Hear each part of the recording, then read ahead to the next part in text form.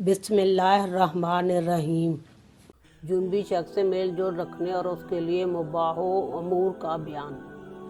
فصل اول۔ مشکوٰۃ شریف کے مطابق حدیث نمبر 451۔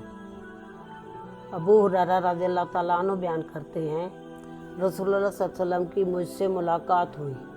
میں اس وقت جنبی تھا، بس آپ نے مجھے ہاتھ سے پکڑا تو میں نے آپ کے ساتھ چلنا شروع کیا، حتیٰ کہ آپ بیٹھ گئے تو میں وہاں سے چپکے سے اٹھا اور گھر آ کر غسل کر کے پھر خدمت میں حاضر ہوا تو آپ وہیں تشریف فرما تھے۔ آپ صلی اللہ علیہ وسلم نے فرمایا، ابو ہریرہ تم کہاں تھے؟ میں نے عرض کیا تو آپ صلی اللہ علیہ وسلم نے فرمایا، سبحان اللہ، مومن نجس نہیں ہوتا۔ یہ بخاری کے الفاظ ہیں اور مسلم کی روایت بھی اس کے ہم معنی ہے، اور میں نے آپ صلی اللہ علیہ وسلم کو بتایا کہ بعد درج ذیل الفاظ کا اضافہ نقل کیا ہے۔